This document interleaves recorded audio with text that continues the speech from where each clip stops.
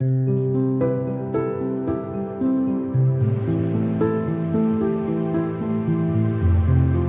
యొక్క దినాన ప్రారంభ ప్రాంతానికి వచ్చిన ముందు వచ్చిన వారు పైకి లేసి నిలబడాలి.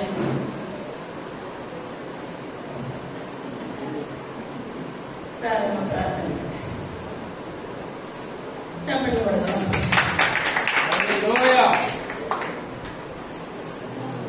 మన వారం ఏదో చెప్పాను, వాక్యం కాదు, వారం అంతా వాక్యం చదవాలని చెప్పాను. చప్పట్లు కొడదాం.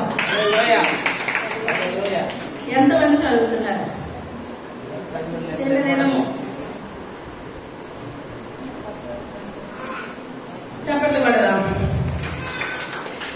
కుటుంబ ప్రార్థన ఏ కుటుంబంలో ఉంటుంది? చప్పట్లు కొడదాం. ప్రతి కుటుంబంలో మనకి ఏమి ఉండాలండి? కుటుంబ ప్రార్థన ఉండాలి. ఇంకోటి ఏది అనగా దేవుడు. ఇంకా చెప్తానన్నా, ఇంకా చెప్పమని చెప్పాలి. ఎవరు నేర్చుకున్నారు? చెప్పాలి. ఏంటంటే దేవుడు పరిశుద్ధుడైన దేవుడు సర్వశక్తుడైన వాడు. ఎలోహిము దేవుడు, ఎల్ కిబ్బరు బలవంతుడైన దేవుడు, ఎల్ ఎలోను ఘనమైన లేదా గొప్పవాడైన దేవుడు, ఎల్ గులాము నిత్యుడైన దేవుడు, ఎల్లోయి కూర్చున్న దేవుడు. చప్పట్లు కొడదాం. ఇంకెవరైనా తప్పులు వస్తే చెప్తారు. ఇంకెవరైనా?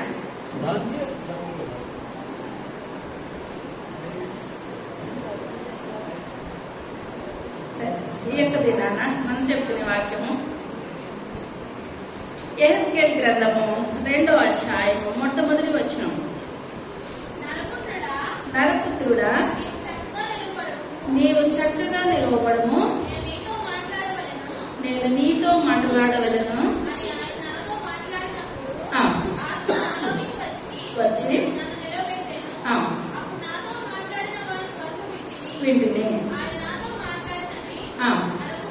నరపుత్రుడా,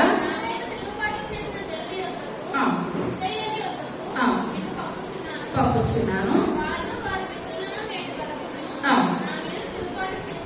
చేసిన వారు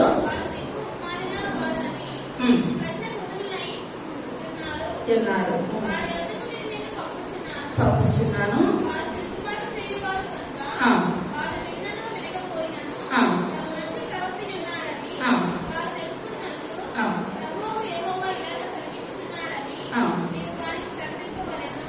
చిన్న ప్రార్థన చేస్తున్నాను.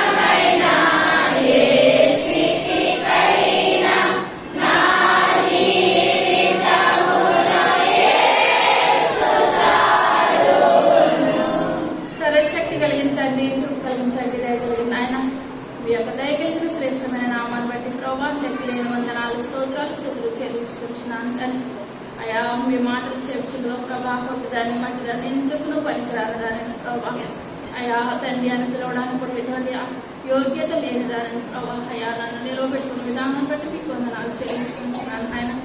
అయ్యా మీ మాటలు చక్కగా చెప్పగలిగి కృపను నాకు దయచేయండి ఆయన. అయ్యా వినగలిగే శక్తులు మా బిడ్డలకు దయచేయండి అయ్యా. అయ్యా వారం నాయన బాబు మేము వాక్యంలో కొత్త మర్మాలు నాయన వినడానికి ప్రభా మా సంఘ బిడ్డలు ఎదురు చూస్తున్న విధానం బట్టి మీకు వందనాలు చెల్లించుకొచ్చున్నాను తండ్రి. అయ్యా ఎందువలనంటే ప్రభా మీ వాక్యం వినుటలో నాయన బాబు గొప్ప మేలు నాయన గొప్ప ధన్యత గొప్ప ఆశీర్వాదకరం గొప్ప దీవెనకరం నాయన అటువంటి మీ మాటలు బాబు మాట్లాడుతుండగా నన్ను మరుగుపరచండి ప్రభా అయ్యా ప్రతి ఒక్కరు ఒట్టుకుండలతో పెట్టారు ప్రభా నిండైన పాత్రలు మమ్మల్ని అందరినీ సిద్ధపరచండి నాయన అయ్యా మీ యొక్క రెండవ రాకడికి నాయన హెచ్చబడే సంఘంగా మా సంఘం నాయన మొట్టమొదటి స్థానంలో ఉండే గొప్ప కృపను ధన్యతను దయచేయమని సరిగా రాబోచున్న యేసయ్య నామమున పెట్టుకుంటున్నాము తండ్రి ఆమేన్. హల్లెలూయా. చదువుకున్న వాక్యం మరి. నీవు చక్కగా నిలవబడును, నేను నీతో మాట్లాడవలను అని ఆయన నాతో మాట్లాడినప్పుడు ఆత్మ నాలోనికి వచ్చి నన్ను నిలవబెట్టెను. అప్పుడు నాతో మాట్లాడిన వారి స్వరము వింటిని. ఆయన నాతో ఇట్లనెను, నరపుత్రుడా, నా మీద తిరుగుబాటు చేసిన జనుల యొద్దకు. ఎవరి మీద తిరుగుబాటు చేసిన జనుల యొద్దకండి? దేవుని మీద తిరుగుబాటు చేసిన ప్రజల యొద్దకు ఎవరు వెళ్ళమంటున్నాడు? దేవుడు యెహెజ్కేలు గారిని వెళ్ళమంటున్నారు.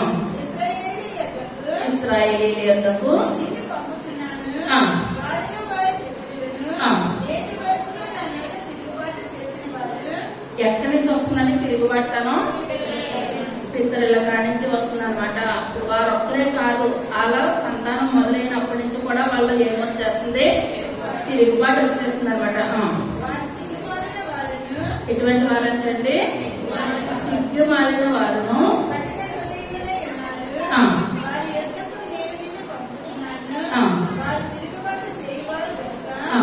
వారు వినను వినకపోయినను వినకపోయినాను తమ మధ్య ప్రవక్త ఉన్నాడని వారు తెలుసుకున్నట్లు ఆ. ప్రభువు యెహోవా ఎలాగూ సెలవిచ్చుచున్నాడని ఆ. నీవు వారికి ప్రకటింపగలను. చాలు. వారు వినను వినకపోయినప్పుడు మనం ఇప్పుడు యెహెజ్కేలు గారు ఏం చేయాలంటే ఈ యొక్క వాక్యాన్ని చెప్పాలి. ఇది చెప్పే ముందు ఏంటంటే చాలా సార్లు చెప్పాను. మొట్టమొదటి ఇశ్రాయేలు రాజు ఎవరండి? సౌలు. ఎన్ని సంవత్సరాలు పరిపాలన చేశాడు? తర్వాత దావీదు ఎన్ని సంవత్సరాలు చేశాడు? తర్వాత సొలొమోను ఎన్ని సంవత్సరాలు? 40 సంవత్సరాలు. దాని నుంచి బెయేర్షెబా వరకు కూడా ఒక్కరే 40 సంవత్సరాలు పరిపాలన చేశారు. సొలొమోను మంచిగా పరిపాలన చేశాడంటారా?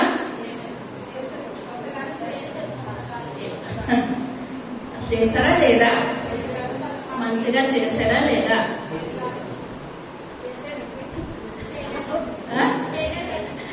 చేయలేదు. ఎందువల్లంటే తన వివాహాలు చేసుకుంటాం, 1000 మందిని పోషించడం ఇదే సరిపోయింది. సరి అయిన పరిపాలన లేదు. పరిపాలన లేనప్పుడు ఆ కాకుండా ప్రజలందరూ కలిసి అంటున్నారు, మీ నాన్నగారు మాకు మంచి పరిపాలన చేశారు, మీ నాన్నగారు కన్నా మీ నాన్నగారి కాలంలో కన్నా మేము ఎక్కువ పని చేస్తాము, మాకు ఒక పన్నుల భారం ఎక్కువైపోతుంది తగ్గించమన్నానంటే సొలొమోను ఏం చేస్తాడండి?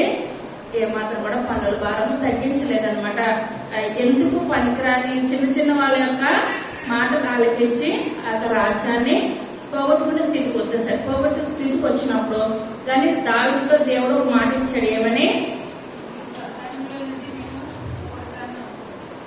నీకొక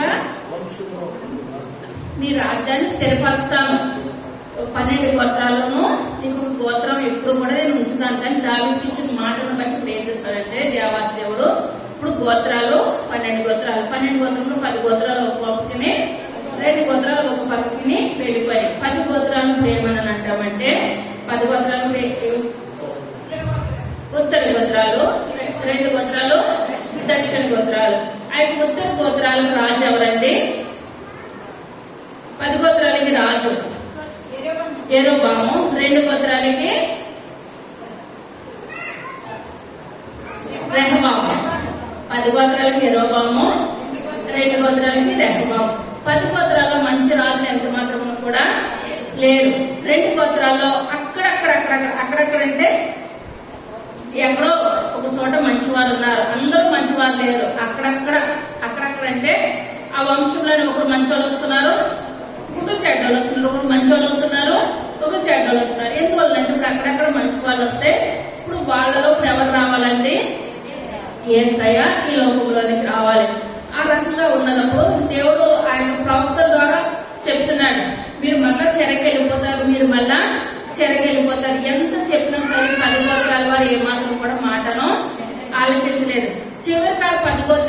అర్థమవుతుంది. ఇదంతా మీకు వినాలంటే ముందు మనకి ఏ కాలం చరిత్ర కావాలన్నమాట. ఏ మంత్రం కూడా వినలేనప్పుడు దేవుడు వార్నింగ్ ఇస్తున్నాడు. ఎంత చెప్పినా వినట్లేనప్పుడు వాళ్ళు వదిలేసేశారు. 10 గోత్రాలు చెరకెళ్ళిపోయి తిరిగి ఏ మంత్రం కూడా రాలేదు. ఇప్పుడు 2 గోత్రాల వారు కూడా ఇప్పుడు చెరలో ఉన్నారు. 2 గోత్రాల వారికి చెప్తున్నారు. ఇప్పుడు మనలో టీచర్స్ అయినా ఇంటి దగ్గర తల్లిదండ్రులైనా వినే వాళ్ళకి చెప్పొచ్చు, వినలేని వాళ్ళకి ఏ మాత్రం కూడా మనం చెప్పలేము. ఇక్కడ 2 గోత్రాల వారి గురించి దేవాది దేవుడు ఇప్పుడు ఏసీఎల్ గారితో మాట్లాడుతున్నాడు. ఇప్పుడు ఏమంటే ఇశ్రాయేల్ ప్రజలు అంటారు 10 గోత్రాల వారు. ఇప్పుడు ఇక్కడ నెబుకద్నెజరు వస్తాడు, ఈ యొక్క దేవాలయాన్ని పడగొట్టేస్తాడు, ఇక్కడంతా చెల్లాచెదరు చేసేస్తాడు, మనల్ని కూడా ఎక్కడ తీసుకెళ్లిపోతారో చెరకు తీసుకెళ్లిపోతాడన్న ఎవరు కూడా వినలేదు. అటు రీతిగానే నెబుకద్నెజరు వచ్చాడు. ఎన్నో సంవత్సరాలు వచ్చాడంటే క్రీస్తు పూర్వం 606వ సంవత్సరంలో ఎక్కడికి వచ్చాడండి? యెరూషలేము మీదకి దాడి చేశాడు. యెరూషలేము మీదకి దాడి చేసి అక్కడ మొట్టమొదటిగా షడ్రకు, మేషకు, అబేద్నెగో, దానియేలు ఏం చేస్తాడండి? చెరకు తీసుకెళ్లిపోయాడు. ఎన్నో సంవత్సరం? నిద్రపై లేచిన చెప్పాలి. ఎన్నో సంవత్సరం? క్రీస్తు పూర్వము 606వ సంవత్సరంలో తీసుకెళ్లాడు. ఇంకా జనాలు మిగిలిపోయారు. మళ్ళా రెండోసారిగా వచ్చాడు. ఎవరు వచ్చారండి? నెబుకద్నెజరు వచ్చాడు. ఇప్పుడు ఏ సంవత్సరాలుగా? క్రీస్తు పూర్వము 597వ సంవత్సరంలో వచ్చాడు. ఎన్నో సంవత్సరంలో వచ్చాడు? 597వ సంవత్సరంలో వచ్చాడు. 97వ సంవత్సరంలో వచ్చి ఇప్పుడు ఏసుకెళ్ళి అందరినీ కూడా ఇప్పుడు ఏం చేస్తాడంటే రెండోసారి చెర తీసుకొని వెళ్ళిపోయాడు. మళ్ళీ మూడోసారి వచ్చాడు 586. అన్ని కూడా క్రీస్తు పూర్వాలే. ఎన్నండి? 586వ సంవత్సరంలో మరలా వచ్చి మొత్తం జనాల్ని తీసుకొని వెళ్ళిపోయాడు. యెరూషలేము దేవాలయాన్ని చిందరవందరు చేసిన అక్కడ ఇశ్రాయేలు ప్రజలు ఒక్కరు కూడా లేకుండా మొత్తం అందరూ తీసుకొని వెళ్ళిపోయాడు. మొత్తం అందరూ తీసుకొని వెళ్ళిపోయినప్పుడు దేవుడు ఒక మాట ఇచ్చాడు, మిమ్మల్ని ఎప్పుడు కూడా అక్కడ ఉంచను, 75 సంవత్సరాలే మిమ్మల్ని అక్కడ ఉంచారు. 70 సంవత్సరాల తర్వాత మీరు మళ్ళీ ఏం చేస్తారో తిరిగి వచ్చేస్తారు. మనకి అన్ని సుఖంగా ఉన్నప్పుడు మనకు దేవుడు గుర్తుకు రాడు, కానీ కష్టాల్లో ఎవరు గుర్తుకు వస్తారంటే దేవుడు గుర్తుకొచ్చినప్పుడు ఆయన సుఖం ఇచ్చావు, మీకు వందనాలు, కష్టం ఇచ్చావు, భరిస్తానని అనరు. నాయన యొక్క కష్టాన్ని నేను భరించలేకపోతున్నాను, అయ్యా కష్టాన్ని నాకు ఎప్పుడు కూడా కష్టాలైనా ఇదే మాట్లాడటం. ఇక్కడ కూడా భయంకరమైన ఇరుకులు ఇబ్బందులు పడుతూ ఉండగా యెహెజ్కేలు ఏం చేస్తున్నారంటే వాక్యాన్ని బోధిస్తున్నారు. మనం భయంకరమైన కష్టాల్లో ఉన్నాము, ఎటు చూసినా మనకు దారి లేదు, మార్గం లేదు, అనారోగ్య పరిస్థితిలో ఉన్నాము, అప్పుల పరిస్థితిలో ఉన్నాము, ఏది కూడా ముందుకెళ్తలేదు, మార్గాలన్నీ మూసుకెళ్లిపోయినప్పుడు మనం వాళ్ళకి ఏదైనా వాక్యం చెప్పమనుకోండి, దేవుడు పరలోక ద్వారం తెరుస్తాడు, మీకు అన్ని ద్వారాలు మూసుకుపోయినానంటే వాళ్ళు ఒకటే మాట అంటారు, దేవుడు ఉన్నాడో లేడో అర్థం కాలేని పరిస్థితిలో ఉన్నాం అంటారు. కానీ ఎందువల్లంటే మనము వాక్యాలు ఎత్తిపెట్టుకుని మనం ప్రార్థన చేయాలి. ప్రభా యొక్క చరిత్ర ఇశ్రాయేలు ప్రజలు కూడా వాళ్ళకి ఏది కూడా మళ్ళీ తిరిగి వస్తామన్న స్థితి లేనప్పుడు వాళ్ళని విడిచిపెట్టలేదు. ఐగుప్తులు ఇశ్రాయేలు ప్రజలను విడిచిపెట్టలేదు, అగ్నిగుండంలో షడ్రకు, మెషకు, అబేద్నెగోను విడిచిపెట్టలేదు, సింహాల బోలు దానియేలు విడిచిపెట్టలేదు. ఏ యోగ్యత లేదు, నన్ను కూడా మీరు ఏం చేయండి నాయనా విడిచిపెట్టిన ప్రభాని. మనం ఎప్పుడైతే ఇబ్బందుల్లో ఉన్నామో, బాధల్లో ఉన్నామో, అనారోగ్య పరిస్థితుల్లో అప్పుడే దేవుడిని మనం గట్టిగా పట్టుకోవాలి. ఒకవేళ నేను జారిపోయినేమో నాయన, అందుకే నాకు ఈ స్థితిని దయచేసావు ప్రభావ, గట్టిగా నిలబడే కృపను నాకు దయచేయండి. ఇక్కడ ఎంత కూడా ఇంకా ప్రార్థన లేదు, మా జీవితాలు అయిపోయి, మా బ్రతుకులు అయిపోయి, కానీ నిరీక్షణ వాళ్ళు ఏం చేస్తారు, పూర్తిగా కోల్పోయిన స్థితిలో దేవుడు ఎవరిని పంపిస్తున్నాడండి? యెహెజ్కేలు గారిని పంపిస్తున్నారు. పంపించిన యెహెజ్కేలు గారు ఇప్పుడు ఏం చేయడానికి కూడా అప్పుల్లో, నిధుల్లో, ఇబ్బందుల్లో దేవుడు తీరుస్తాడమ్మా అని అంటే నమ్మరనమాట. ఇక్కడ ఇశ్రాయేలు ప్రజలు కూడా అదే విధంగా నమ్మలేని స్థితిలో ఉన్నారు. అదే అధ్యాయం 5వ వచనం.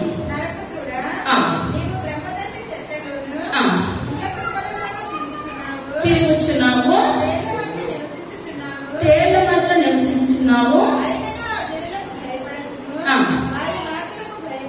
భయపడకుము,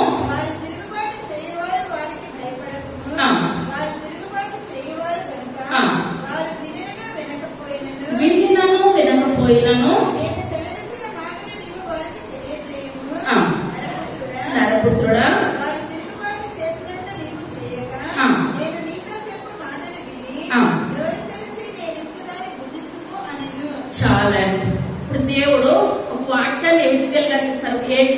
గ్రంథం అనగా, ఆ యొక్క దానియేలు గ్రంథం అనగా, యిర్మీయా గ్రంథం అనగా అన్ని కూడా ఏముంటాయండి?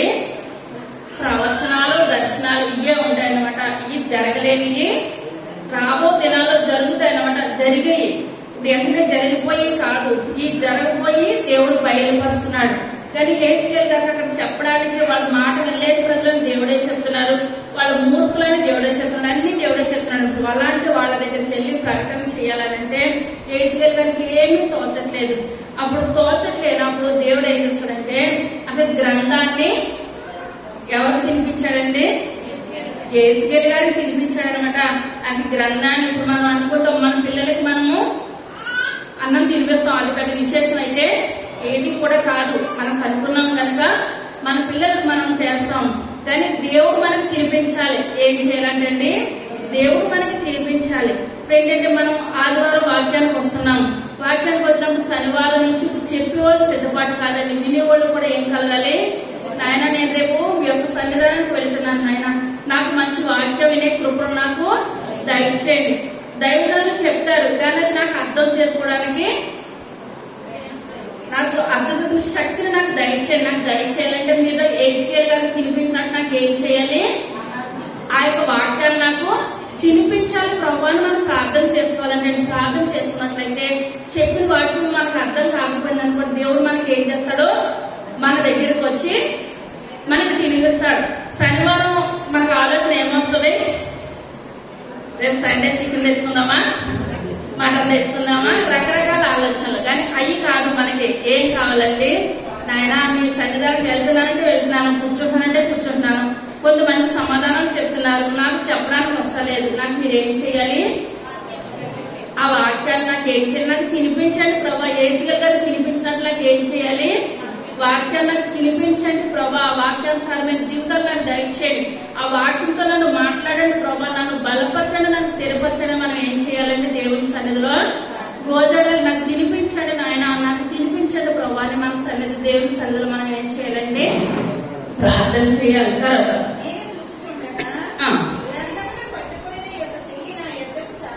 నా యొద్దకు చాపబడెను,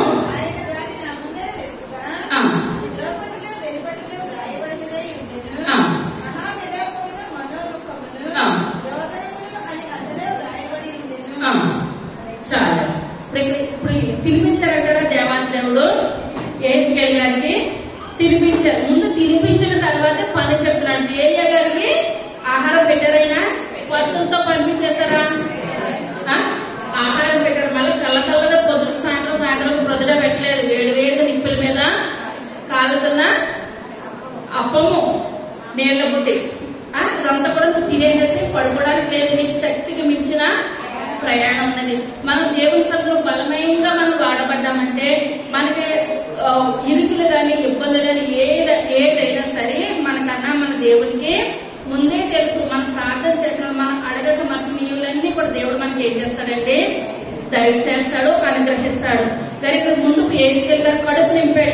ఏ ఆహారమో వాక్యం అనే ఆహారం. ఇంత వాక్యము ఆయనలో లేకపోతే ఇప్పుడు ఎక్కడికి వెళ్తున్నారు? మూర్ఖమైన ప్రజల దగ్గరికి వెళ్తున్నారు, కఠినమైన ప్రజల దగ్గరికి వెళ్తున్నారు, మాట వినలేని వాళ్ళ దగ్గరికి వెళ్తున్నారు. ఇంత వాక్యం కానీ హెజ్కేల్ గారి దగ్గర లేకపోతే కొంతమంది ఒక మాట చెప్తే మాటకి 10 మాటలు చెప్తారు. లోబడలు వాళ్ళ దగ్గరికి వెళ్తున్నారు అనగా ఇప్పుడు ఎవరు తినిపించారంటే ఆహారాన్ని దేవుడు తినిపించాడు కనుక ఇంత బలమైన శక్తితో హెజ్కేల్ గారు ఎక్కడికి వెళ్తున్నారు? ఆయన మనం చెప్పాం కదా 2 గోత్రాల వారి దగ్గరికి వెళ్తున్నారు. ఎంతమంది దగ్గరికి అండి? 2 గోత్రాల వారి దగ్గరికి. 10 గోత్రాలకి చెర నుంచి బయటికి రాలేదు, వాళ్ళ ప్రసక్తి మనకి లేదు. ఇప్పుడు 2 గోత్రాల వారి దగ్గరికి హెజ్కేల్ గారు వెళ్తున్నారు. అదే హెజ్కేల్ గ్రంథము 36వ అధ్యాయము 23వ వచనం. నామమును పరిశుద్ధపరచుదును,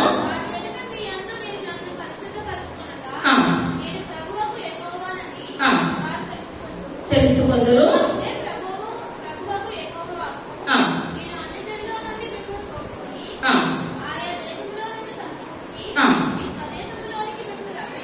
రప్పించదును.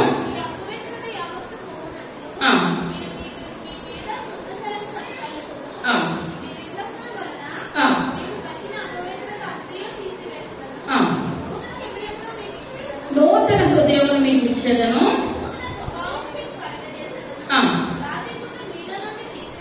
రాతి గుండెను మీలో నుండి తీసివేసి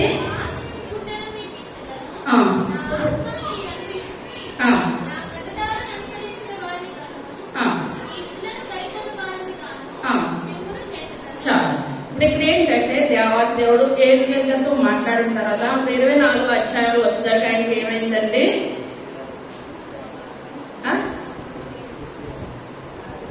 ఏం శోధన? భార్య చనిపోయింది. 24 అధ్యాయం వచ్చేటప్పటికి భార్య చనిపోయింది. భార్య చనిపోయిన స్థితిలో ఉన్నాడు. అప్పటికి వచ్చి యవ్వన బిడ్డ, యవ్వనస్తుడు. యవ్వనస్తుడు భార్య చనిపోయిన స్థితిలో ఉండి తన బాధంతా కూడా పక్కన పెట్టేసి ఇశ్రాయేలు ప్రజల దగ్గరికి వచ్చి ఇప్పుడు అంటున్నాడు, దేవుడు ఇప్పుడు వరకు మీరు విగ్రహారాధన చేస్తున్నారు, పాపాలు చేస్తున్నారు, దేవునికి సరి అయిన జీవితము మీరు ఏమాత్రం కూడా జీవించట్లేదు. అయినా దేవుడు మిమ్మల్ని ఏమాత్రం కూడా విడిచిపెట్టడు.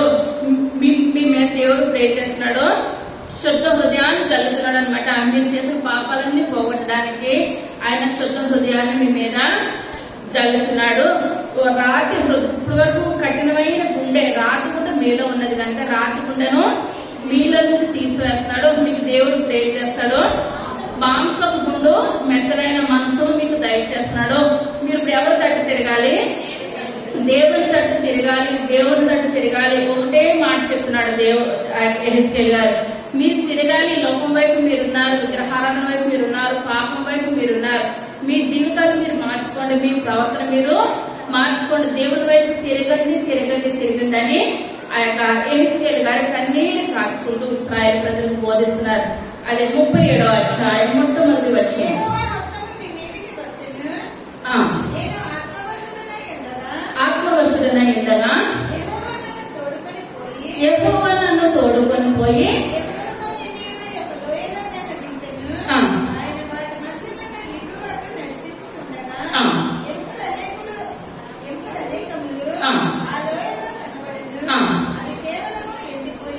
ఎండిపోయినవి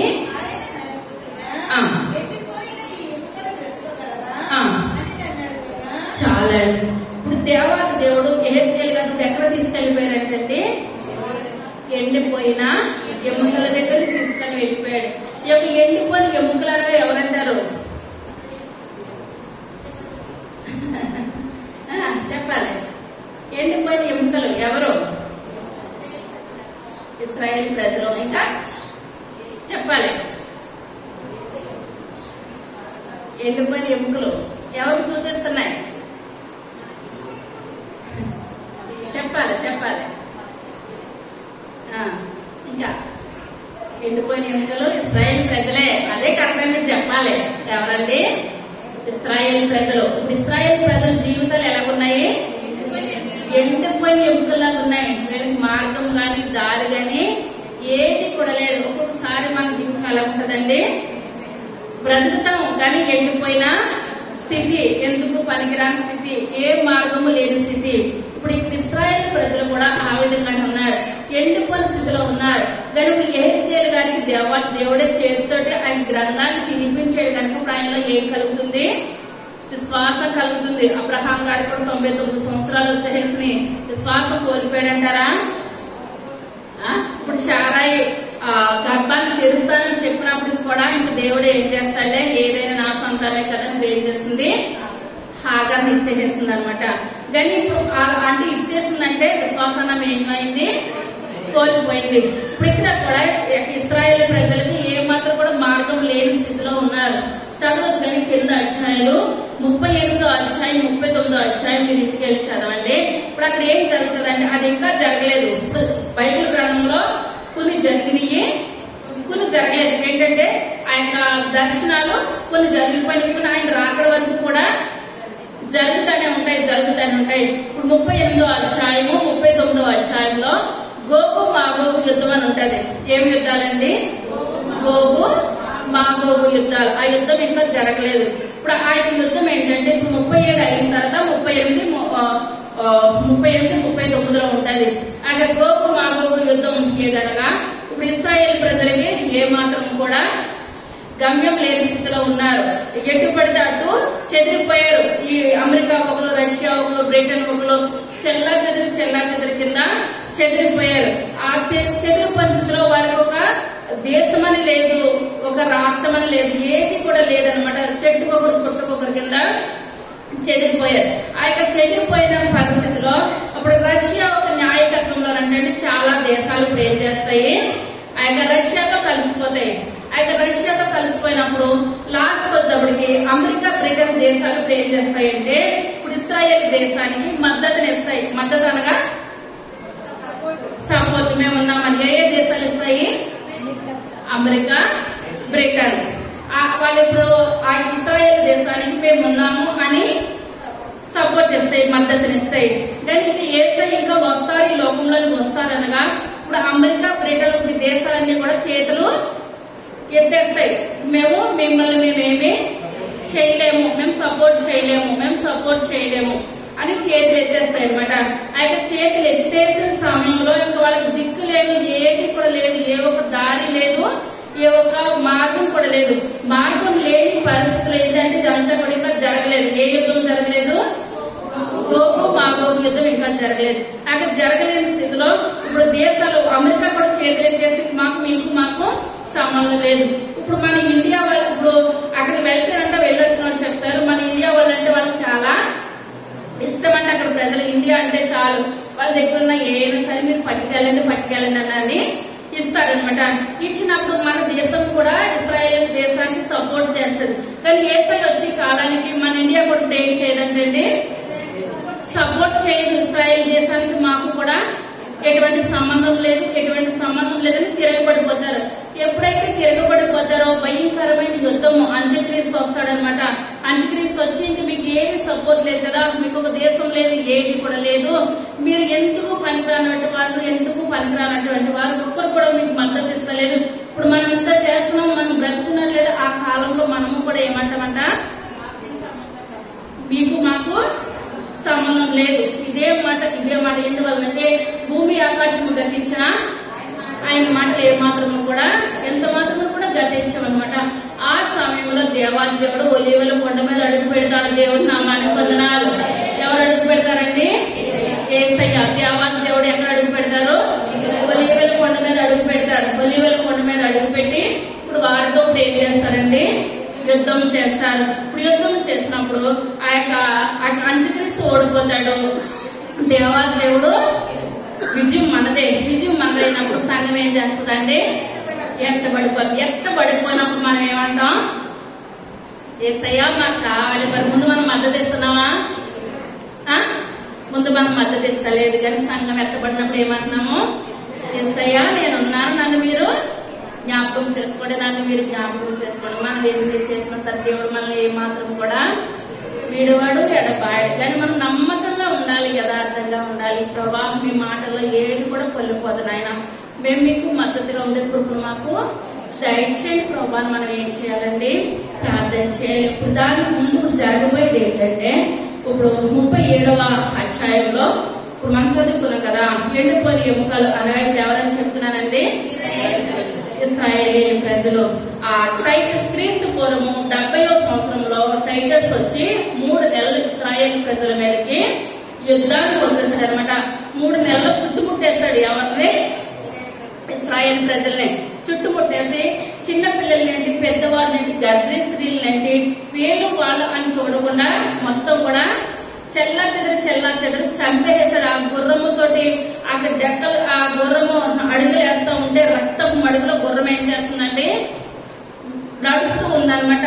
ఎందువల్లంటే రక్తం ఏరులై పారేస్తుంది. అక్కడ చెట్టుకొకరు పుట్టుకొకరు. ఆ సమయంలో ఇప్పుడు ఒక తల్లి కన్నా బిడ్డలు 4 ఉండొచ్చు, 10 మంది ఉండొచ్చు. ఎవరు ఏంటి వెళ్ళిపోతున్నారో కూడా అర్థం కాలేని స్థితి. ఒకరు అమెరికాకు దారి తీసుకుంటారు, ఒకరు రష్యాకు దారి తీసుకుంటున్నారు. అలా ఎక్కడెక్కడ ఎవరున్నారో, ఎక్కడ ఎవరు చెదిరిపోయారో కూడా అర్థం కాలేని పరిస్థితిలో ఏమైపోయారండి? ఇశ్రాయేల్ ప్రజలందరూ కూడా చెదిరిపోయారు. ఒక చోట అంటూ వాళ్ళు లేదనమాట. ఆ యొక్క లేని ప్రదేశంలో ఇప్పుడు యూదులందరూ కూడా చెరగొట్టబడ్డారు. ఇప్పుడు దేవాలయాన్ని అతను ఏం చేస్తాడండి? తగలబెట్టేసినప్పుడు అక్కడ కొంతమంది వచ్చి ఇప్పుడు సొలొమోను మహారాజు ఏం చేస్తాడండి? బంగారంతో మందిరాన్ని కట్టించినప్పుడు చెల్లా చెదరి చేసేస్తుంటే ఆ ఇటుకలకు అంటించినాక బంగారాన్ని వాళ్ళు ఏం చేస్తున్నారు? తీసుకుంటున్నారు అనమాట. మందిరం వద్దుగా మందిరంలో ఉన్న బంగారం కావాలి, పెద్ద పెద్ద అడలు అనమాట. అవన్నీ కూడా బంగారాన్ని వాళ్ళు తీసుకుంటున్నారు. ఆ బంగారం తీసుకుంటే దరిదాపు అంటే 9 రోజులు కాలిందంటే ఏంటి, యెరూషలేము దేవాలయం 9 రోజులు కాలింది. ఆ యెరూషలేము దేవాలయం 9 రోజులు కాలినప్పుడు ఆ జనాలందరూ కూడా ఎటుపడితే అటు చెదిరిపోయారు.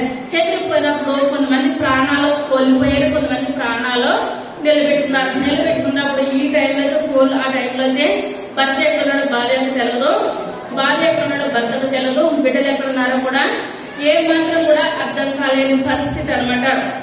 అయ్యో నా కుటుంబం ఇలాగ అయిపోయింది, నా జీవితం ఇలాగ అయిపోయింది, నా బ్రతికి ఇలాగ అయిపోయింది అని ఆ యొక్క బాధపడుతూ ఉంటుండగా ఇప్పుడు వాళ్ళందరి స్థితి ఎలా ఉన్నదంటే ఎండిపోయిన ఎముకల్లా ఉన్నారు. ఎలాగున్నారు వాళ్ళ జీవితాలు? ఎండిపోయిన ఎముకలు ఎలా ఉన్నారు. వాళ్ళకి ఇప్పుడు మనం ఎక్కడికైనా వెళ్ళామనుకోండి, మన ఇంటి దగ్గర సౌకర్యం వస్తుందా? తిన్నా తినకపోయినా పడుకున్నా మన కుటుంబమే బయటకు వెళ్ళాలంటే ఫ్రీగా ఉంటామా? కానీ ఇప్పుడు ఏదో కష్ట పరిస్థితిలో వెళ్తున్నారు అనమాట. ఆ ప్రాణాలు గుప్పట్లో చేత పట్టుకొని బ్రతుకున్న వాళ్ళు కొంతమంది కాలు ఇరుక్కుపోయిన స్థితిలో వెళ్ళొచ్చు, చెయ్యి ఇరుక్కుపోయిన స్థితిలో వెళ్ళొచ్చు, మళ్ళీ వెనకాలకు వస్తే చంపేసడైన స్థితిలో వెళ్ళొచ్చు. రకరకాలుగా వీళ్ళు ప్రాణ భయంతో వెళ్తున్నారు. ఆ యొక్క వెళ్ళిన ఆ జీవితాలన్నీ కూడా ఎలా ఉన్నాయంటే ఎండిపోయి చిగిరింపు లేని స్థితిలో ఉన్నాయి. చిగిరింపు లేని స్థితిలో ఉన్నప్పుడు ఇది జరగక పూర్వము, ఇదేంటండి జరగక పూర్వం ఎవరెవరు చూపించాడు? దేవుడు యేసుక్రీస్తు గారు చూపించాడు. మీకు అర్థమవుతుందా? అప్పటికి ఇది జరగలేదు. గోగు మాగోగు కాదు, ఎండిపోని ఎముకలు జరగలేని స్థితిలో ఇప్పుడు ఆ టైటస్ రాన్న క్రిందటే దేవుడు ఎవరు చూపిస్తున్నాడండి? యేసుక్రీస్తు గారు చూపిస్తున్నాడు. యేసుక్రీస్తు ఈ విధంగా టైటస్ వస్తాడు, ఇశ్రాయేలు ప్రజలు యూదులందరినీ కూడా చంపేస్తాడు. ఈ విధంగా జరిగినప్పుడు ఆ ప్రజలందరూ కూడా ఒక లోయలో బ్రతుకున్నా కూడా వాళ్ళు ఏమిటండి ఎండిపోయిన ఎముకలే, జీవం లేని స్థితిలో వాళ్ళు ఉన్నారు. యేసుక్రీస్తు ఆ ఎముకలన్నీ కూడా ఏం చేస్తాయి? చిగిరింప చేస్తాయా? ఆ ఎముకలన్నీ కూడా బ్రతుకుతాయా యేసుక్రీస్తు అంటే? అప్పుడే ఈయన దేవుని వాక్యాన్ని ఇప్పుడు ఎవరి ద్వారా తిన్నారండి? దేవుని ద్వారా. దేవుడే తినిపించాడు అనమాట. దేవుని ద్వారా తిన్నాడు గట్టినే. ఆయనకి ఎంత తిన్నాయి అంటున్నాడు, ప్రభా అది నీకే తెలుస్తాయా, మాకే మాత్రం కూడా తెలియదు. ఇప్పుడు ఉద్యోగం లేదు, ఏది లేని స్థితిలో ఉన్నావు. ఒక అబ్బాయి వచ్చి నాయన నాకు 1 కోటి రూపాయలు అప్పు ఉంది, ఆయన జీవితం ఏంటో తెలియచేయాలని అన్నారనుకోండి, ఏం చెప్తాం మనం? దేవుడు మంచిగా చూపిస్తున్నాడు, కానీ వచ్చిన అబ్బాయిలో విశ్వాసం ఉండదు. అక్కడ విన్న వాళ్ళలో కూడా ఏముండదండి, విశ్వాసం ఎంత మాత్రం కూడా ఉండదు. ఎందువల్లనంటే ఇప్పుడు 1 కోటి రూపాయలు అప్పు ఉందంటే దరిదాపు మనకి ఎంతో కొంత నెలకింతనే అమౌంట్ మనకి రావాలి. వస్తేనే తీరి విధానం ఉంటుంది. మనకు రాబడి లేనప్పుడు అప్పు ఉన్నట్లయితే మనకి ఏదో కూడా మార్గము ఎంత మాత్రం కూడా ఉండదు. కానీ ఇక్కడ మార్గం లేని స్థితి, చెట్టుకొకరు పుట్టకొకరు ఉన్న స్థితి, కుటుంబం ఎక్కడున్నదో కూడా తెలియదు. యూదులందరూ కూడా చెరగలిపోయారు కనుక ఇప్పుడు వాళ్ళ శరీరం ఉన్నది. కానీ ఇప్పుడు ఆ ఎముకలే కనపడుతున్నాయి. మోడు బారిన జీవితం, నరాలు కనపడతలేదు, మాంసం కండ కూడా కనపడతలేదు, ఏది కనపడలేని స్థితిలో యేసుక్రీస్తు వాటిలన్నింటిలో జీవం వస్తుందని అంటే ఆ బాధలన్నీ చూసి యేసుక్రీస్తు అంటున్నారు, ప్రభా అది నీకే తెలుసు ప్రభా, నాకు ఎంత మాత్రం కూడా తెలవదు నాయన అంటే యేసుక్రీస్తు గారు దేవుడు అంటున్నాడు, ఒకసారి నువ్వు ఏం చేస్తావు? ప్రవచనం అయితే ప్రార్థన చెయ్యి. ప్రార్థన చేసినప్పుడు నేను ఏం చేస్తానో నీకు చూపిస్తాను. మనం ప్రార్థన ద్వారానే ఏదైనా జయించాలి. ప్రార్థన లేకుండా మనం ఈ లోకంలో ఏది కూడా జయించడానికి లేదు. నువ్వు చెయ్యి, ప్రవచనం అయితే నువ్వు మాట్లాడు, నేను నీతో మాట్లాడతాను. నేను చూపించింది నువ్వేం చేయాలి? నువ్వు ఇశ్రాయేలు ప్రజలకు వెళ్ళి చెప్పాలి అని చెప్పి వాళ్ళ దగ్గరికి ఇశ్రాయేలు ప్రజల దగ్గరికి వెళ్ళి ఇప్పుడు ఏం లేదండి, మెయిన్ ఇశ్రాయేలు దేశం లేదు, ఏమి లేదు, దేశం లేదు. ఇప్పుడు సపోజ్ మనమే ఉన్నాం అనుకోండి, ఇప్పుడు సొంత ఇంట్లో ఉన్నాము, ఎన్ని అనుకున్నా మనకు బాధ ఉండదు. అద్దెంట్లో ఉన్నాము, ఇంటిగా మనకి గొడవ వచ్చింది, ఎవరు ఖాళీ చేయాలి? కోపం వచ్చినా మనమే వెళ్ళాలి, మనకు కోపం వచ్చినా మనమే వెళ్ళిపోయాలి. ఇప్పుడు ఏదో చెరగొనిపోయారు, ఇలా కోపం వస్తే మళ్ళీ ఎక్కడికి వెళ్ళిపోతారు? ఎక్కడికి వెళ్ళిపోతారు? అసలు వీళ్ళకి ఏమాత్రం కూడా మార్గం లేని స్థితిలో వాళ్ళకి అసలు దేశం ఉన్నదా? వాళ్ళకి ఒక కుటుంబం ఏర్పడుతుందా? వస్తుందా అని యెహెజ్కేలు గారు అడుగుతూ ఉంటుంటే యెహెజ్కేలు గారు అంటున్నారు, అది ఏం చేయాలి ప్రభా, మీకే తెలవాలి ప్రభా, నాకు ఏమాత్రం కూడా అర్థం కాలేని పరిస్థితిలో పుట్టుబిట్లాడుతున్నాను నాయన అంటున్నారు. తర్వాత అందుకు ఆయన ప్రవచనం ఎత్తి ఇట్లను ఎండిపోయిన ఎముకలారా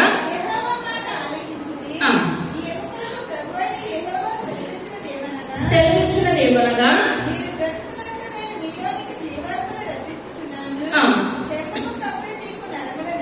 చర్మము కప్పి మీకు నరముల నుంచి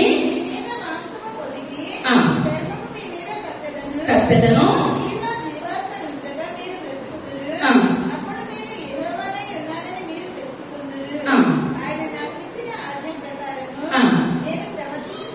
నేను ప్రవచించుచుండగా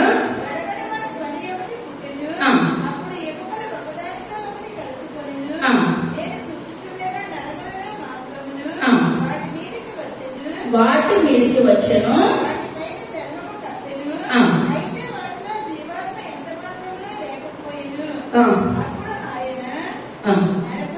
నరపుత్రుడా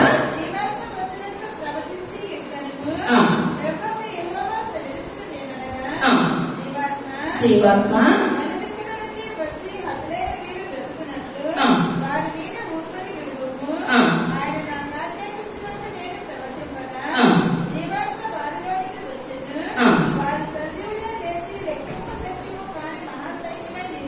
చాలా 10వ వచనం అందరూ కలిసి చదవండి.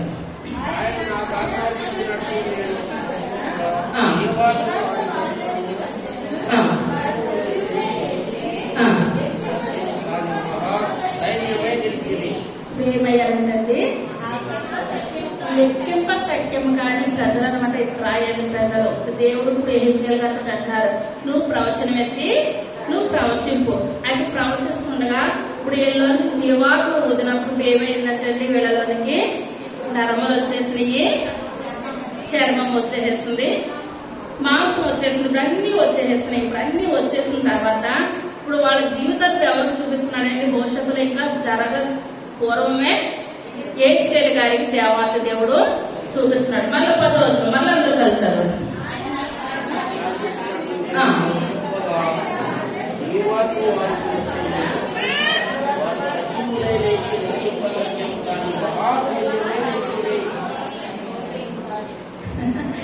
ఎక్కడెక్కడెక్కడెక్కడో ఏం చేస్తారంటే లెక్కింప సఖ్యం కానీ మహాసైన్యమై ప్రేరిస్తాడు. గడగడ గడగడ ధ్వని, ఎవరి ఎముకలు వాళ్ళలోకి వచ్చేసినాయి, ఎవరు మాంసము వాళ్ళలోకి వచ్చేసింది, నరములు వచ్చేసినాయి, జీవాత్మ వచ్చేసింది. ఇదంతా వచ్చేసినప్పుడు వాళ్ళు ఇప్పుడు ఏం చేస్తారంటే పైకి లేసి నిలబడినప్పుడు యెహెజ్కేలు గారికి చాలా ఆశ్చర్యం అవుతుంది. ఇప్పుడు దేవుడు అంటున్నాడు, ఇప్పుడు యెహెజ్కేలు ఏమైందంటే, ప్రభా మీరు ఎవరిని కూడా విడిచిపెట్టే దేవుడు అయితే ఏమాత్రం కాదు ప్రభా. ఇప్పుడు ఇంత వర్షాలు వస్తున్నాయి, ఆకాశ పక్షిని కూడా ఆయన ఏం చేయడండి, ఏమాత్రం కూడా విడిచిపెట్టడు. ఆకాశ పక్షుల్ని అంటే జంతువుల్ని అంటే చీమల్ని కూడా ఆయన విడిచిపెట్టే దేవుడు అయితే ఎంత మాత్రం కూడా కాదు. అయ్యా ఇశ్రాయేలుకి దేశం లేదని అనుకున్నాం ఆయన, వాళ్ళు మీరు విడిచిపెట్టే దేవుడు అయితే మీరెంత మాత్రము కాదు నాయన, మీరు విడిచిపెట్టరు ప్రభా, మీరు విడిచిపెట్టరు ప్రభా అని యెహెజ్కేలు గారు కన్నీరు కాల్స్తున్నారు ప్రార్థనలో. తర్వాత 11 అప్పుడు ఆయన నాతో ఇట్లను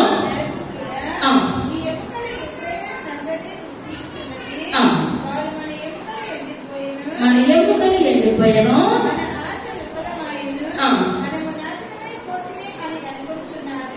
ఏమనుకుంటున్నారంటే మన ఆశలు నాశనం అయిపోయి మనం ఎందుకు పనికిరాము. వాళ్ళ మనసులో ఏమనుకున్నారు ఇప్పటి వరకు కూడా, నా జీవితం ఎందుకు కూడా పనికిరాదు, నా బ్రతుకు ఎందుకు కూడా పనికిరాదు, నా ఆశలన్నీ కూడా విఫలమైపోయి అని అనుకున్న వాళ్ళలో దేవుడు ఇప్పుడు ఏం చేస్తాడండి, ఆశలన్నీ కూడా మళ్ళా చిగిరింపజేశాడు. ఎండిపోయిన ఎముకల్లో ఇప్పుడు ఏమొచ్చింది, జీవం వచ్చిందనమాట.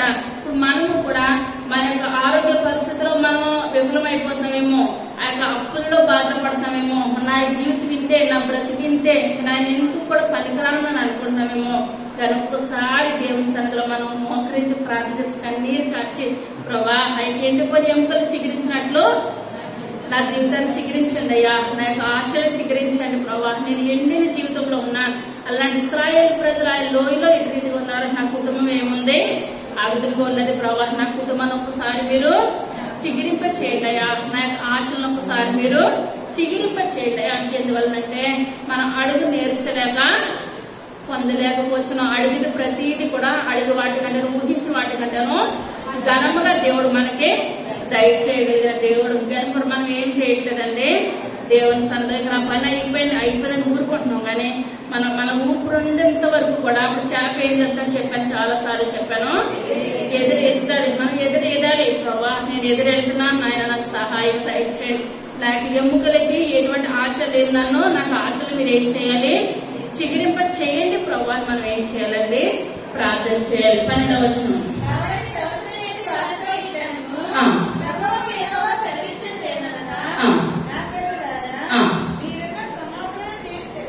నేను తెరిచెదను,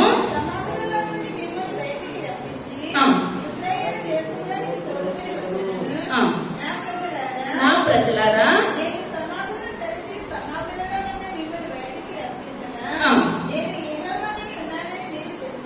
మీరు తెలుసుకుందరు,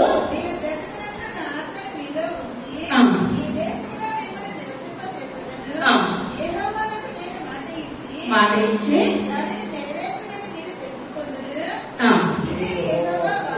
చాలా.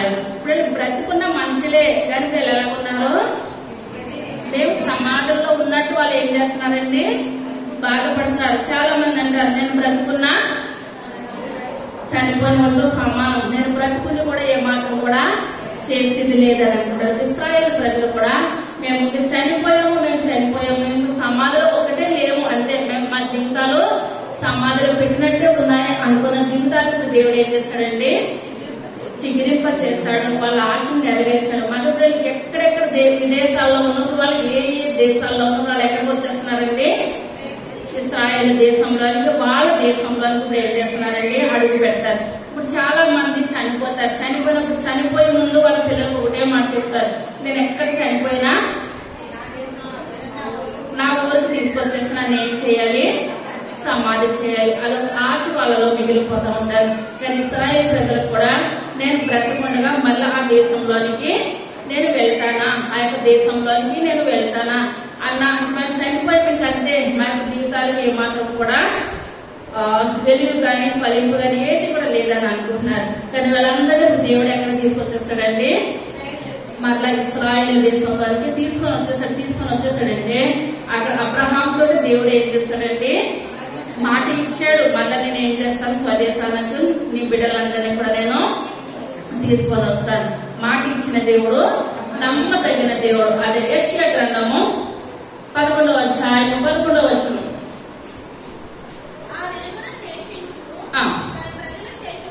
శేషమును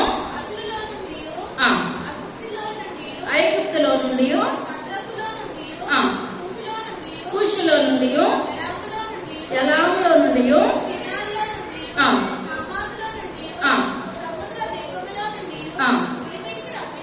రప్పించుటకు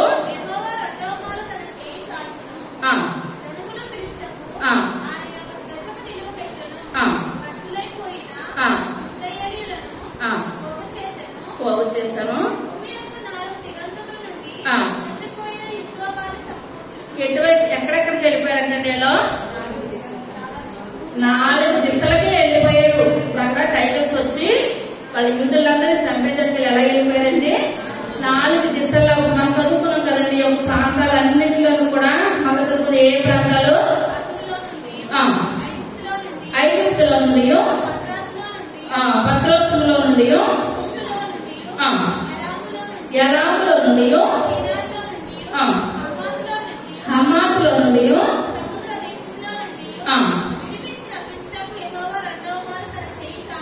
సముద్ర ద్వీపంలో కూడా కొంతమంది వెళ్ళిపోయారంటే ఎలా యూదులందరూ కూడా ఏం చేస్తారు, 4 దిక్కుల్లో కూడా తూర్పు వైపు, పడమర, ఉత్తర, దక్షిణాలు 4 దిశలకు కూడా వాళ్ళు వెళ్ళిపోయి ప్రబలం అయిపోయారు. ఏ మూలకు వెళ్ళినా, ఎటువైపు వెళ్ళినా సరే 4 వైపు ఉన్న వాళ్ళు యూదులందరూ దేవుడు ఏం చేస్తాడండి, నేను రప్పేస్తాను. ఇది కూడా దర్శనమే. యెషయా భక్తుడితో దేవుడు మాట్లాడినంతా కూడా ఎక్కడ నెరవేరుస్తుందండి, ఏసీఎల్ గ్రంథంలో నెరవేరుతుంది. వీళ్ళందరూ కూడా వచ్చారు, అక్కడ దేవుడు రప్పించేశాడు. అదే ఇర్మియా గ్రంథము 23వ అధ్యాయము 3వ వచనం. మరియు నేను వాటిని తోలివేసిన దేశములన్నిటిలో నుండి నా గొర్రెల శేషమును సమకూర్చి తమ దొడ్లకు వాటిని రప్పించెదను. అవి అభివృద్ధి పొంది విస్తరించును. నేను వాటి మీద కాపలాలను నియమించెదను. ఇక మీదట అవి భయపడకుండాను ఎదరిపోకుండాను వాటిలో ఒకటైనా తప్పిపోకుండాను మీరు నా గొర్రెలను మేపెదరు. ఇదే యెహోవా వాక్కు. చాలా ఇప్పుడు వాళ్ళ దొడ్లోకి వచ్చేసిన తర్వాత వాళ్ళు ఏం చేయరంటే చెదరపోరంట. చెదరపోకుండా వాళ్ళ మీద దేవుడు ఎవరిని పెడుతున్నాడు?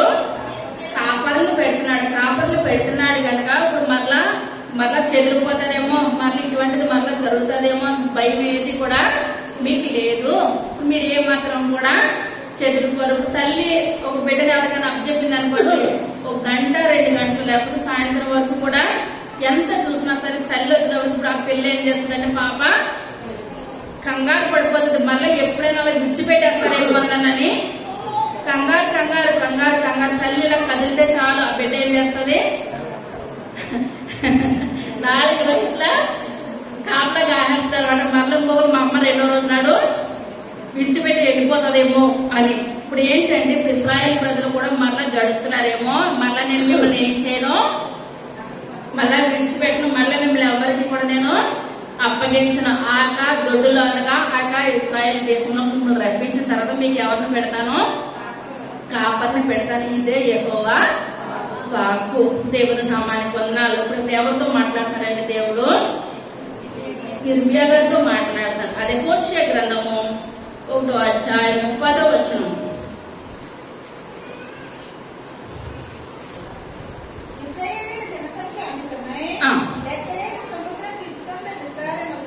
ఇసుకంత విస్తారమగును.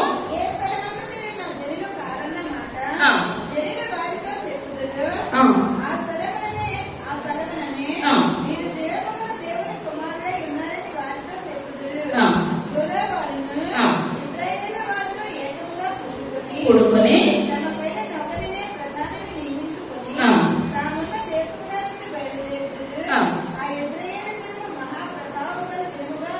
చాలా ఇంకా చాలా చాలా రిఫరెన్స్ ఉన్నాయి కొద్దిగానే. ఇప్పుడు ఏంటంటే ఇంటికి వెళ్ళి చదువుకోండి. ఆమోస్ గ్రంథంలో కూడా ఉంటుంది 4వ అధ్యాయం 4వ వచనం. ఇర్మియా 30:10లో కూడా ఉంటుంది. ఇప్పుడు ఇవన్నీ కూడా దేవుడు మాట్లాడుతున్నాడు. నేను మిమ్మల్ని ఏం చేస్తాను? మరలా ఒక దేశంగా మిమ్మల్ని ఏర్పాటు చేస్తాను, మిమ్మల్ని నేను రప్పిస్తాను, దేశంగా ఏర్పాటు చేస్తాను, మిమ్మల్ని నేను రప్పిస్తాను.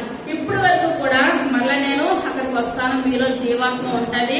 ఇప్పుడు 2వ రాకడికి గోగు మాగోగు యుద్ధం జరుగుతుంది. నాకు చెప్పాను కదండి, గోగు మాగోగు యుద్ధం జరుగుతుంది. అప్పుడు అంత్యక్రీస్తు వస్తాడు. ఇదన్నీ కూడా దేవుడు చెప్తా ఉన్నాడు. ఇప్పుడు ఏంటంటే ఇదంతా కూడా జరిగింది, ఇదంతా ఇంకా జరగలేదు. ఇప్పుడు ఆయన కుమారుడిని లోకంలోనికి 2 గోత్రాలు ఉన్నాయి కదా, 2 గోత్రాలు అక్కడక్కడ మంచి వాళ్ళు ఉన్నారు. ఆ మంచి వాళ్ళు యోధా గోత్రంలో ఎవరు వచ్చేస్తారండి? యేసు ప్రభు గారు ఈ లోకంలోనికి వచ్చేసారు. ఈ లోకంలోనికి వచ్చేసి ఎన్ని సంవత్సరాలు పరిపాలన చేస్తారు? ఎన్ని సంవత్సరాలు ఆయన పరిచయం చేస్తారు? 33.5 సంవత్సరాలు పరిచయం చేస్తారు. 3.5 సంవత్సరాలు కఠినమైన పరిచర్య చేస్తారనమాట. ఆ పరిచర్య చేసినప్పుడు ఆ శిష్యులకి జనాలందరికీ కూడా ఆయన ఎక్కడున్నా సరే వేల కొద్ది జనాలు వచ్చేసేవారు. జనాలు అందరికీ చెప్పిన తర్వాత శిష్యులకు మళ్ళీ ఆయన ఏం చేసేవారండి? ప్రత్యేకంగా ఏకాంతంగా చెప్పేవారు అనమాట. ఏకాంతంగా చెప్పినప్పుడు నా రాకడ వచ్చేస్తుంది, నా రాకడ వచ్చేస్తుంది అని చెప్తా ఉన్న సమయంలో ఆయన శిష్యులు అడిగారు ఏకాంతంగా ఒక్కొక్కసారి, ప్రభా మీ యొక్క రాకడికి గుర్తులు మాకు చెప్పండి అయ్యా, మీ రాకడ ఎప్పుడు వస్తుంది, ఎలా వస్తుంది అని శిష్యులు ఇప్పుడు ఏమంటున్నారండి? గుర్తులు చెప్పమంటున్నారు. చెప్పమని అడిగినప్పుడు యేసయ్య తన శిష్యులతోటి కొన్ని గుర్తులు చెప్పారనమాట. అదే మత్తయి సువార్త 24వ అధ్యాయం 3వ వచనం.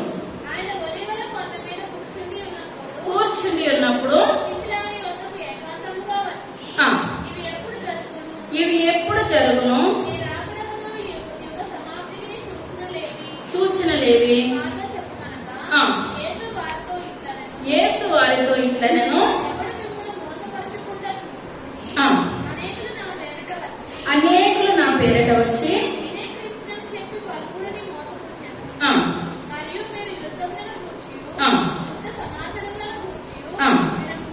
వినబోదురు,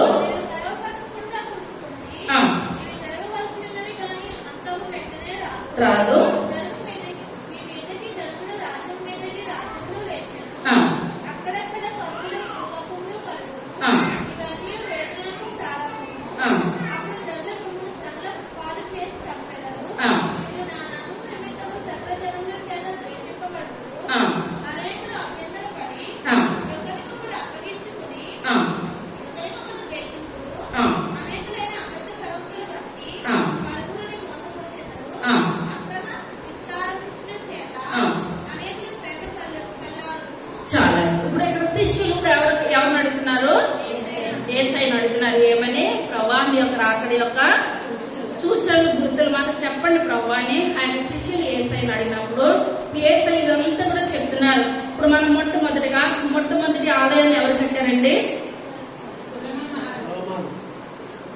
చెప్పాలి. ఎవరు? సొలొమోన్ మహారాజ్ కట్టాడు. సొలొమోన్ మహారాజ్ కట్టిన తర్వాత దేవాలయం ఏమైపోయింది? నెబుకద్నెజర్ వచ్చి కాల్ చేసేసాడు, కుప్పకూలు చేసేసాడు. కుప్పకూలు చేసిన తర్వాత దాన్ని మళ్ళీ ఎవరు మొదలు పెట్టారు? కోరేష్ రాజు ఇంకా జెరుబ్బాబెలు ఆలయాన్ని మొదలు పెట్టాడు. అయితే మొదలు పెట్టినప్పుడు ఇంకా అక్కడక్కడ పనులు ఆగిపోయినప్పుడు నెహెమ్యా గారు గోడలో కట్టించారు. ఇంకా దాన్ని పూర్తిగా కట్టింది ఎవరు? దాన్ని మొత్తం పూర్తిగా చేసింది ఎవరు? హేరోదు కాలంలోనే యేసయ్య వచ్చారు కదండి. హేరోదు దాన్ని ఏం చేస్తాడండి? మోడలింగ్ చేస్తాడు, అంతా కూడా మంచిగా చేస్తాడు. ఇప్పుడు హేరోదు కట్టిన ఆలయాన్ని కూడా ఇప్పుడు ఏం చేస్తారండి? పడగొట్టేసేసారు. పడగొట్టేసినప్పుడు ఇప్పుడు ఇక్కడ దేవుడు చెప్తున్నాడు అనమాట. ఇప్పుడు ఇదంతా కూడా ఏంటంటే అప్పుడు యేసయ్య రాకడికే కరువులు వస్తాయి, భూకంపాలు వస్తాయి, అక్కడక్కడ యుద్ధాలు జరుగుతాయి. యుద్ధాలు ఇప్పుడు దాకా లేదు. ఏ దేశం మీద జరుగుతుందండి? ఇశ్రాయేల్ దేశం మీద యుద్ధాలు జరుగుతాయి. ఇప్పుడు 3వ మందిరం కట్టబడాలి. యేసయ్య రావాలంటే ఇప్పుడు ఏం చేయాలి? మొట్టమొదటి మందిరాన్ని ఎవరు కట్టారు? 2వ మందిరాన్ని జెరుబ్బాబెలు నాయకత్వంలో కట్టించబడింది. అది మోడలింగ్ ఎవరు చేశారు? హేరోదు చేశాడు, మొత్తం పూర్తి చేశాడు. 3వ మందిరం కట్టబడాలి.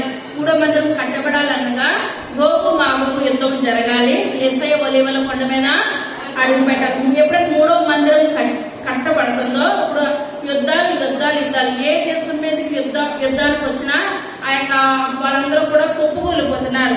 కానీ ఇజ్రాయెల్ దేశం మీద ఏదైనా సరే అణుబాంబు వేస్తే ఆ దేశం మీదకి వెళ్లకుండా మనకు తిరిగి ఎవరు వేస్తే వాళ్ళ మీదకి వెళ్ళిపోతుంది అనమాట. ఎందువల్లంటే దేవుని యొక్క కాపుదల ఏ దేశం మీద ఉన్నది? ఇజ్రాయెల్ దేశం మీద ఉన్నదనమాట. దేవుడు ఆ దేశాన్ని బహుగా ఆశీర్వదిస్తున్నాడు. ఎందువల్లంటే ఆయన అక్కడ ఒలీవ కొండ మీద అడుగు పెట్టాలి. ఇప్పుడు ఎప్పుడైతే 3వ మందిరము కట్టడానికి సిద్ధంగా ఉన్నారంట, ఎప్పుడైతే 3వ మందిరము కట్టబడతాదో మనకి ఏమొచ్చేస్తుందండి? యేసయ్య యొక్క రాకడ వచ్చేస్తుంది. సంఘం ఏం చేస్తుంది?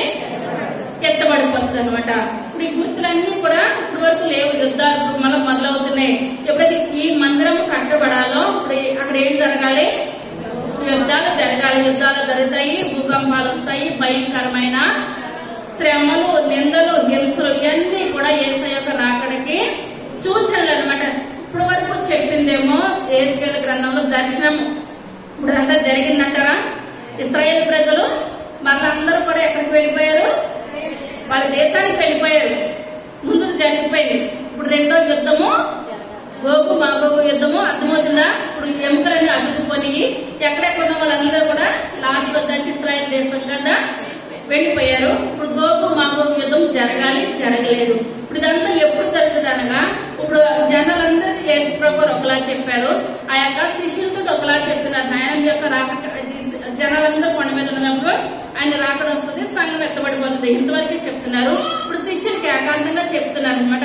ఈ విధంగా గుర్తులు ఇవన్నీ కూడా మనకు వస్తున్నాయి అనగా మనకు ఏంటంటే సూచన దేవుడి రాకడ సమీపంగా ఉన్నది. మనం ఇప్పుడు ఏం చేయాలి? జాగ్రత్తగా ఉండాలి, మనం సిద్ధపడాలి. ఏ నిమిషంలో యేసయ్య వస్తారో, ఏ గడియలు వస్తారో మనకు తెలుసు. ఇప్పుడు ఈ రకంగా దేవుని యొక్క రాకడ వచ్చింది అనుకోండి, ఈ మందిరంలో ఉన్న వాళ్ళు ఎత్తబడిపోతారు. మన ఇంటి దగ్గర అన్ని వండుకొని వచ్చి ఇంటి దగ్గర పెట్టిన పరిస్థితి ఏంటి? అందుకనే మనం ఎక్కడ తీసుకురావాలి? మనం ఎక్కడ తీసుకురావాలండి మన బిడ్డల్ని? దేవుని మందిరానికి నేను నా ఇంటి వారును యెహోవాను సేవించేదము. మనం కుటుంబంగా ఎత్తబడినప్పుడు మనం ఏం చేయాలి? ఏ ఒక్కరు కూడా మిగిలిపోవద్దు. తిరిగి ఇస్తుగా ఒకరు ఎత్తబడతారంట, ఒకరు విడువబడతారంట. పొలంలో ఉన్న వాళ్ళు ఒకరు ఎత్తబడతారు, ఒకరు విడువబడతారు. ఆయన రాకడ సూచనలు. మనం ఇంటి దగ్గర అన్ని వండుకున్నాము, మనం ఒక్కరిమే తింటామా? కుటుంబం అంతా కలిసి తింటే సంతోషమా? కుటుంబం అంతా కూడా కానీ ఎత్తబడినప్పుడు కూడా ఎత్తబడిన గుంపులో మనకి ఏముండాలండి? మన కుటుంబం అంతా కూడా ఉండాలి. కుటుంబం అంతా రక్షణ పొందుకుంటేనే మనకు సంతోషము, ఆనందము. ఇప్పుడు ఇశ్రాయేల్ ప్రజలు తూర్పు వైపున, పడమటి వైపున, ఉత్తర వైపున, దక్షిణ 4 వైపులో ఉండి ఎక్కడెక్కడ ఉన్నారో అర్థం కాలేని స్థితిలో గోజాడుతూ ఉన్నారు. కానీ అది ఏమాత్రం కూడా తృప్తి అయితే కాదు. అంతేనే దేవుడు వాళ్ళ పక్షాల నుండి వాళ్ళందరినీ కూడా ఏర్పరిచాడు. కానీ ఇప్పుడు మనకు అలా చేయడానికి సమయం లేదు. ఆయన రాకడ సిద్ధంగా ఉన్నది కనుక ఎత్తబడే గుంపులో ఉన్న మనం ఇప్పుడు ఏం చేయాలండి? కుటుంబం సమేతంగా మనం దేవుని మందిరానికి రావాలి. కుటుంబంతో మనం ఏం చేయాలి? ఈ పలక కుటుంబంతో సన్నిధిలో ఉన్నప్పుడు ఆయన రాకడ సంఘం ఎత్తబడి అందుకు మించిన ఆనందము సంతోషము మనకు ఇంకోటి ఏ మాత్రం కూడా లేదు. కింద చదువు. వాడే రక్షించబడను,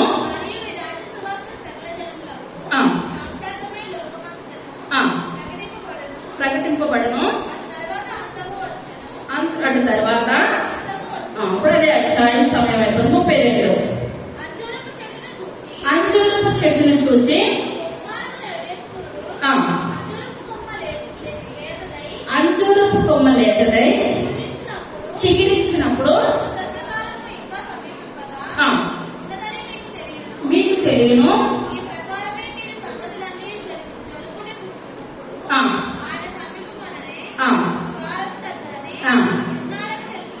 చాలేదు. ఇప్పుడు ఇదంతా కూడా చెప్పినా కూడా శిష్యులకి కొంచెం అర్థమవుతుంది.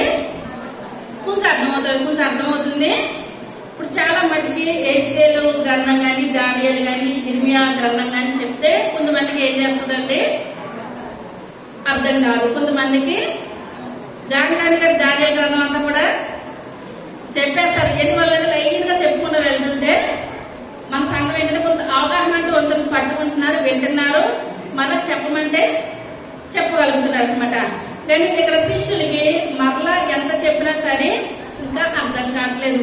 ఇంకా అర్థం కాలేని పరిస్థితుల్లో శిష్యులు ఉన్నప్పుడు దేశం మరలా ఒక ఉపమానం చెప్తున్నది. ఇన్ని ఉపమానాలు చెప్పినా సరే వాళ్ళకి అర్థం కాలేనప్పుడు మరలా అలా చూస్తూ ఉంటుంటే మరలా ఒక ఉపమానము ఏసై చెప్పాడు. ఏమనంటే అంజూరపు చెట్టు లేతదై చిగురించినప్పుడు మీకు తెలియదు. ఈ ఒక్క మాట చాలండి. ఇప్పుడు ఆయన వెళ్తా ఉండి అప్పుడు మరలా మీరు ఇంకొకటి ఏదైనా మీరు చూసిన అడుగుతున్నట్లయితే ఇంకో చూసిన ఏంటంటే అంజూరం చెట్టు ఏం చేస్తుంది? లేతదై ముదరతకాలం అంజూరం చెట్టు లేతదై చిగురించినప్పుడు వసంతకాలం వస్తుంది కదా, అదే నా రాకడికి గుర్తు అంటారు. అంటే ఏంటంటారు? అంజూరం చెట్టు ఆయన రాకడికి గుర్తు ఏంటంటారు? అప్పటివరకు అంజూరం చెట్టు కాయట్లేదంటారా? అంజూరపు చెట్టు లేతదై చిగురిస్తుంది. అది చిగురించి ఎన్నో సంవత్సరాలు అయిపోదు, లేత మొక్కగా ఉన్నదప్పుడే చిగురిస్తుంది. అప్పుడు నేను వస్తాను అనగా మనం చెప్పుకున్నాం కదా 37వ అధ్యాయంలో.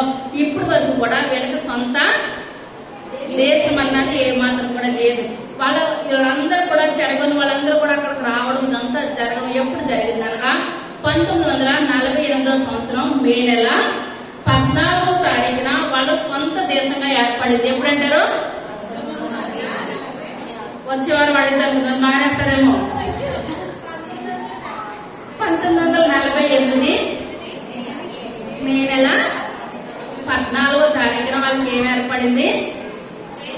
దేశం ఏర్పడింది. ఇప్పుడు దేశం ఏర్పడింది అనగా ఇప్పుడు మనకి ఎన్నో సంవత్సరం? 2025లో నుంచి 1948 తీసేయండి.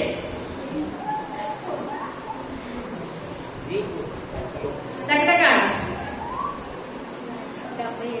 77 దేవుని నామానికి వందనాలు. చప్పట్లు కొడదాము. ఏంటండి? 1948లో నుంచి ఎన్ని తీసేయాలి? 2025 తీసేస్తే ఎంత వస్తుంది? 77 సంవత్సరాలు. అంటే ఇశ్రాయేల్ దేశం ఏర్పడి ఎన్ని సంవత్సరాలు? ఎన్ని సంవత్సరాలండి? 77 సంవత్సరాలు. 77 సంవత్సరాలు లేకదేనా? ఇప్పుడు అమెరికా దేశం ఏర్పడి, బ్రిటన్ దేశం ఏర్పడి 4 సంవత్సరాలు, 3 సంవత్సరాలు, 5 సంవత్సరాలు ఏర్పడినాయి. 500 సంవత్సరాలు ఏర్పడినాయి. అర్థం అవట్లేదా? ఇప్పుడు అవన్నీ కూడా 5 సంవత్సరాలు ఒక దేశం, 4 సంవత్సరాలు ఒక దేశం, 3 సంవత్సరాలు ఒక దేశం ఏర్పడి వాటి సొంత దేశాల కింద ఏర్పడి ఇప్పుడు ఇది ఇశ్రాయేల్ దేశం ఎప్పుడు ఏర్పడింది? 1948 మే 14. అంటే ఇప్పుడు ఎన్ని సంవత్సరాలు అని చెప్పాను? 77 సంవత్సరాలు లేకదేనా? అన్ని దేశాలు తలుచుకుంటే లేకదే. ఇప్పుడు లేక అయింది. ఇప్పుడు వాళ్ళకి ఇప్పుడు ఏం కలిగింది? దేశం కింద ఏర్పడింది. అంటే ఇప్పుడు నుంచి కూడా ఆ ఇశ్రాయేల్ ప్రజలకు ఇప్పుడు ఏమవుతుంది, చికిరిస్తుంది. అర్థమవుతుందా? ఆ యొక్క దేశం ఇప్పుడు ఏం చేస్తుంది, ఎంతకాలం కూడా ఈ 77 సంవత్సరాల ముందు వాళ్ళకి సొంత దేశం అంటూ లేదు, ఏది కూడా లేదు. వాళ్ళకి ఎండిన ఎముకల్లా ఉన్నారు. వాళ్ళ జీవితంలో చిగిరింపు కానీ ఎంత మాత్రం కూడా లేనే లేదు. ఆ దేశాల్లో ఉన్న వాళ్ళందరినీ కూడా 1948 వరకు కూడా అక్కడక్కడ చెరగొని పోయిన ప్రదేశాల్లో ఉన్నారు. వాళ్ళందరినీ కూడా 1948 మే నెల 14 సొంత దేశంగా దేవుడు ఏర్పరచుకున్నాడు. ఇప్పుడు ఏర్పరచుకున్నందుకు ఇప్పుడు అప్పటి నుంచి ఇప్పుడు వరకు చూస్తే ఇప్పుడు ఎన్ని సంవత్సరాలండి, 77 సంవత్సరాలు. 77 సంవత్సరాలు అంటే ఇప్పుడు అంజూరం చెట్టు చిగురిస్తుందంటారా? చిగురిస్తుంది. ఇప్పుడు లేకదేనా కుదరదా? అన్ని దేశాల్లో చూసుకుంటే లేకదే. ఇప్పుడు లేక దేశము చిగురిస్తుంది. ఇప్పుడు ఆశలు ఫలిస్తున్నాయి. ఫలిస్తున్నందుకు యుద్ధాలు వస్తున్నాయి, భూకంపాలు వస్తున్నాయి, కరువులు వస్తున్నాయి. మొత్తం ఇదంతా కూడా కలుగుతుందంటే ఆయన రాకడకు సూచనలు. ఇప్పుడు 3వ మందిరం ఎప్పుడైతే 3వ మందిరం కట్టబడిందో ఏమవుతుందండి, దేవుని రాకడ వస్తుంది. సంఘం ఏం చేస్తుంది, ఎత్తబడిపోతుంది. మనం ఎత్తబడి గుంపులో మనం ఏం చేయాలి, మనం ఉండాలి. ఎందువల్లంటే అంజూరం చెట్టు ఎలా చిగురిస్తుందో మనకు మనం పరిశీలన చేసుకోవాలి. ప్రభా అంజూరం చెట్టు ద్వారా చాలా ఉపయోగాలు ఉన్నాయి. ఎందువల్ల ఏమి ఉపయోగాలు ఉన్నాయండి, హిజ్కియాకి మరణకరమైన వ్యాధి వచ్చినప్పుడు అంజూరం ఆకులను వేసినప్పుడు ఏమైపోయిందండి, స్వస్థత కలిగింది. ప్లస్ ఆయనకి 15 సంవత్సరాలు దేవుడు ఆయుష్ను దయచేస్తాడు. ఇప్పుడు మరలా ఆదాము అవ్వ పాపం చేసి మహిమ వస్త్రాన్ని కోల్పోయినప్పుడు వాళ్ళు ఏం కప్పుకున్నారు, అంజూరపు ఆకుల వల్ల కచ్చడములుగా కప్పుకున్నారు. అలాగే ఇప్పుడు మన జీవితంలోనూ మన బ్రతుకులను కూడా ప్రభా నేను ఎండిపోయిన ఎముకల్లా నేను ఏమున్నానో ఈ లోకంలో నేను ఉన్నాను ప్రభా.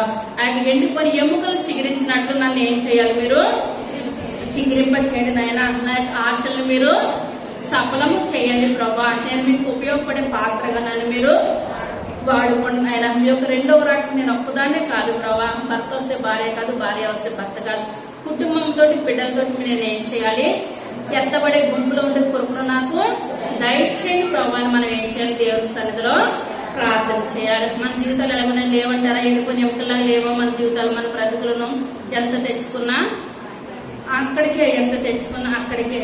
అదే స్థితిలో ఉన్న మనకు మనం ఏం చేయాలి, ప్రార్థన చేయాలి. ప్రభా నేను ఇప్పుడు ఎండిన ఎముకల్లా ఉన్నాను. ఆ ఎండిన ఎముకలు చర్మాన్ని తప్పవు నాయన, అటు నరాన్ని ఇచ్చావు, మాంసాన్ని ఇచ్చావు. నా కుటుంబానికి, నా యొక్క సంఘానికి కూడా మీరు ఏం చేయాలి, అటు ఇదిగా ఆశీర్వాదాన్ని దీవెనను దయచేయండి అంటే మనం ఏది కూడా బైబిల్ గ్రంథంలో సున్నైనను పొల్లైనను పోదు. మనం ప్రార్థన చేయాలి. ఏది సాధించాలన్నా ఆయన ఎండిన జీవితాలు చిగిరింప చేయాలంటే మనలో ఏముండాలండి, ప్రార్థన ప్రార్థన ప్రార్థన ప్రార్థన ఉన్నట్లయితేనే మనం ఏదైనా సాధిస్తాం. ప్రార్థన లేక ఈ లోకంలో మనము ఏది కూడా సాధించలేము. నెబుకద్నెజరు మొట్టమొదటిసారి ఏ సంవత్సరాన్ని వచ్చాడు, 600, రెండోసారి 597, మూడోసారి 586. ఇప్పుడు ఇశ్రాయేల్ ప్రజల సొంత దేశం వచ్చి ఎన్ని సంవత్సరాలు అయింది, 1900 మే నెల. అంటే ఎన్ని సంవత్సరాలు, 77 సంవత్సరాలు. వాళ్ళకి సొంత దేశం వచ్చి ఎన్ని సంవత్సరాలు అయిందండి, 77 సంవత్సరాలు అయింది. అంటే అంజూరం చెట్టు ఇప్పుడు దేవుడు అన్నమాట సరిపోయిందంటారా, అంజూరం చెట్టు చిగురిస్తుందంటారా, చిగురిస్తుంది. మన జీవితాలు కూడా ఇశ్రాయేల్ ప్రజల్లా నేను ఉన్నాను ప్రభా, నేను ఎండిన ఎముకల్లా ఉన్నాను, నాలో జీవాన్ని నింపాలంటే నాకు శక్తిని దయచేయండి అయ్యా. నన్ను ఒకసారి జ్ఞాపకం చేసుకోండి, నా కుటుంబాన్ని జ్ఞాపకం చేసుకుని నా ఎముకలు చిగిరింప చేయండి అని కావలసిన వాళ్ళు పైకి వేసి నిలబడండి, మిగిలిన వాళ్ళకి ఎందుకు కూర్చోండి.